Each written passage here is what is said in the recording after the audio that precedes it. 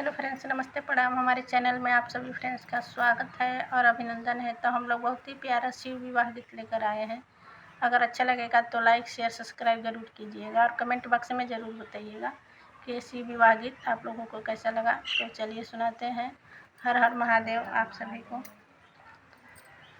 हे जी उजरा धतुरावा के हरिहर पतिया, हे जी उजरा धतुरावा के हरिहर पतिया, भोला मार लियले बाड़े गौरा के मोतिया, भोला मार लियले बाड़े गौरा के मोतिया। चिड़ई बोले से पहिले गौरा के जगावेले, चिड़ई बोले से पहिले गौरा के जगावेले, फूलवा धतुरवा बेला पतिया लोढ़ावेले, फूलवा धतुरवा बेला पतिया लोढ़ावेले, हे जी अवरी लोढ़ावेले भांग पतिया, हे जी अवरी लोढ़ावेले भांग पतिया, भोला मार लिहले बाड़े गौरा के मोतिया, भोला मार लिहले बाड़े गौरा के मोतिया।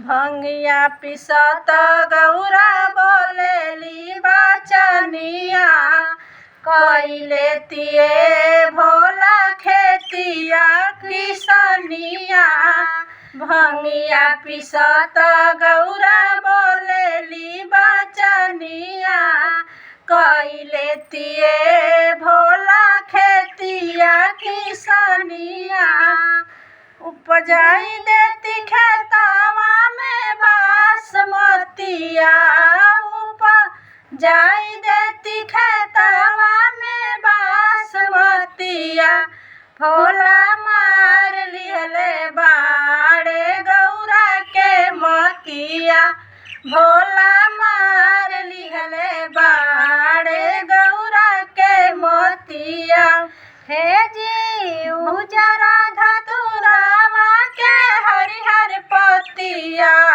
हे जी उजरा धतुरावा के हरिहर पतिया, भोला मार लिहले बाड़े गौरा के मोतिया, भोला मार लिहले बाड़े गौरा के मोतिया।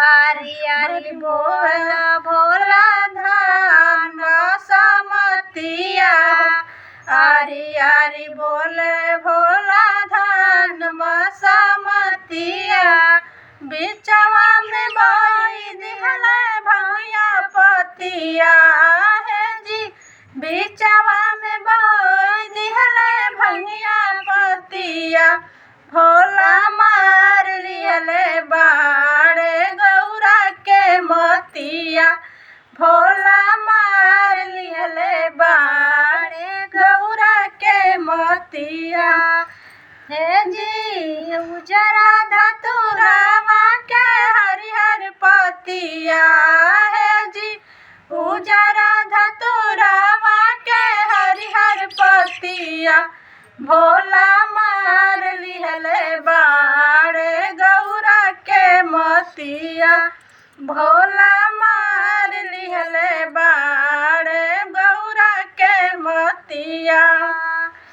गइले हरिहराई भोला के खेतिया, हे जी गइले हरिहराई भोला के खेतिया, भोला मार लिहले बाड़े गौरा के मोतिया, भोला मार लिहले बाड़े गौरा के मोतिया। पागहा तुराई बसहा खाई गइले धान हो, पागहा तुराई बसहा खाई गइले धान हो, देखी के गौरा जी भैली परेशान, हे जी देखी के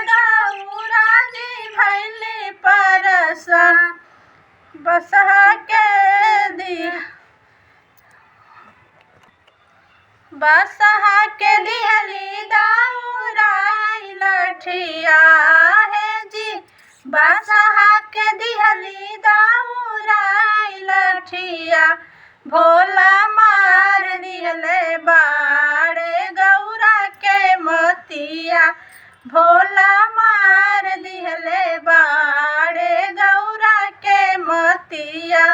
हे जी उजरा धतुरावा के हरिहर पतिया, हे जी उजरा धतुरावा के हरिहर पतिया, भोला मार लिहले बाड़े गौरा के मतिया, भोला मार लिहले बाड़े गौरा के मतिया।